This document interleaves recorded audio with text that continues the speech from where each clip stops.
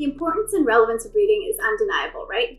From the minute we step into school, our teachers, parents, and just about everyone else is encouraging you to read. And in the modern digital world we live in now, in some ways there's expanded access to reading. You can consume content via traditional physical books, through Kindle and Nook devices, and even through blogs and social media. In this video, we're taking a look at what makes reading as an activity so fundamental. Hello viewers, my name is Dr.Rosy Thachil. I'm a board-certified cardiologist, and welcome to my channel where I talk about all things personal development. Before we begin, please take a moment to like and subscribe to the channel below, and don't forget to hit the bell icon so you get notified when I come back with another video.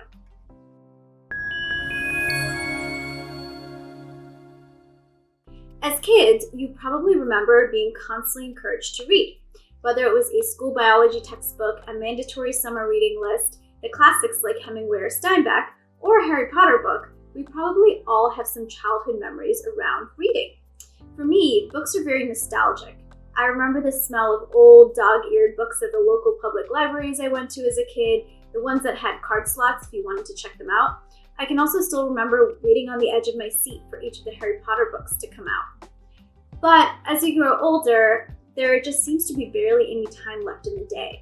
And even if you did have a reading habit as a child, it can sort of fall to the wayside. In fact, in 2018, the US Bureau of Labor Statistics conducted a survey and found that 33% of high school graduates never pick another book up for the rest of their lives, and 42% of college graduates never read a book after college completion.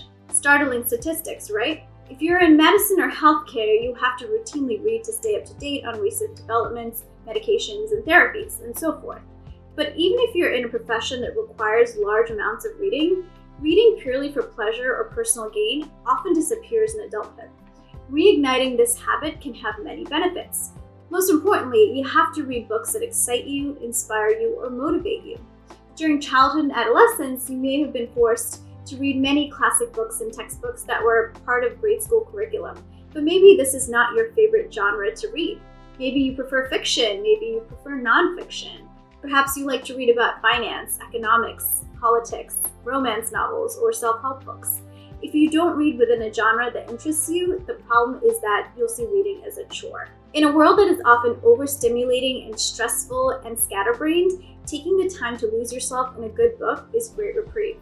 As adults, a solid reading habit can give us a plethora of benefits. It can help us manage stress, broaden our mindsets, increase empathy, and make us more well-rounded individuals.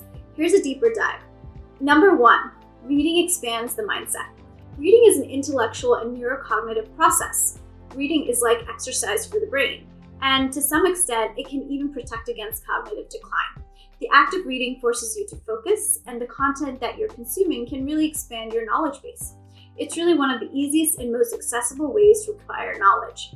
Especially if you read on a wide range of topics, you're being exposed to new ideas, new topics, new problems, new solutions, and so forth. This knowledge may allow you to think in new ways, be more analytic, or have additional perspectives. Sometimes when I read, a random related but new idea or thought will pop into my head, and I'll write that down somewhere. Reading also helps you develop a more expansive vocabulary. Even if you're not looking up a word that you don't know, your brain is using context clues to infer the meaning anyway. Number 2, reading increases empathy. When you read, and depending on what you read, you are exposed to other people's lives, situations, and circumstances, and it can give you tips on how to handle those circumstances in your own life. If you read memoirs, for example, you may be able to understand how other people have dealt with various life situations, and this may give you ideas on how to handle situations of your own. It may also just inspire you, which is often the case when I read memoirs or autobiographies. If you're reading fiction, you're losing yourself in an alternate world, putting yourself in someone else's shoes and immersing yourself, and perhaps trying to understand what it would be like as someone else. You can essentially live the lives of all kinds of characters. Interestingly, there's literature to support that fiction readers are noted to have increased levels of emotional intelligence and empathy. Reading can really make you more open-minded to different types of people, backgrounds, problems, solutions, and communication styles. Number 3, reading increases attention and concentration. Our adult lives are often hectic, with 10,000 things that demand our attention seemingly all at the same time, and it's very easy to get scatterbrained and not feel grounded. A key benefit of reading is that the act of focusing on a story or narrative and keeping up with it strengthens our attention span and memory and puts us into a flow state. Short-form media such as tweets or other social media sound bites in some ways wire our brain to be more distracted easily. But the beauty of dedicated reading is that when you train yourself to follow the narrative arc or the chapters of a book, you automatically increase your levels of concentration. You're also forming neural connections as you're picking up on the characters, the relationships, and the interconnections within a book. Because reading increases our brain's cognitive engagement, a regular reading habit can help with memory, learning, and keeping your mind sharp. Number 4, reading improves your abilities to write and orate. Reading can improve your other communication skills as well, like writing and speaking.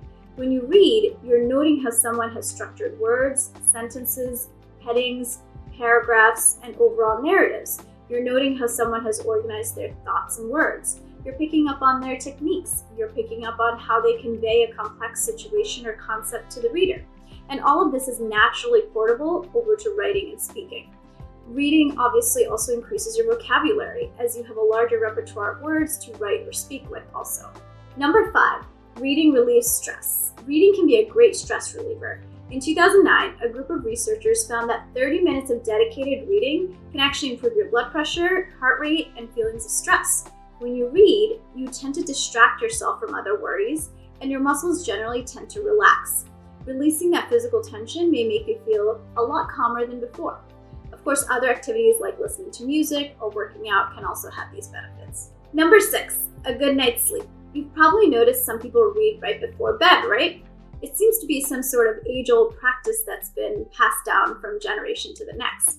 But the reasoning behind this is that because reading has a tendency to relax the muscles in your body, the activity sets you up for a good night's sleep, decluttering your mind from other worries and daily stressors.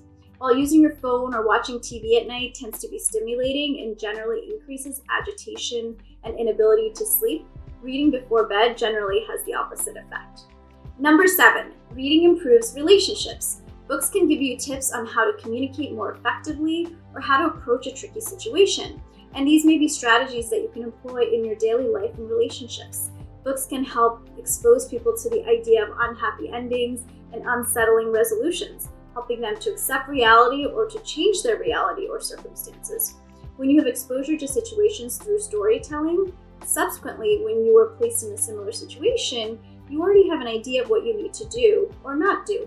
Number 8, reading creates better conversations. One thing that I've noticed is that people who have a reading habit never seem to run out of interesting conversations. The exposure to new ideas can not only make you more well-rounded, but it can help you think critically and contribute meaningfully to conversations on a range of topics. It may also give you a fresh perspective on a topic in which you're already knowledgeable. Avid readers are always crowdsourcing ideas without even realizing it. So where do we start? Instead of forcing yourself to read a certain number of pages or a certain genre, read what you like. Dedicate a small amount of time to reading every day and make it a daily habit.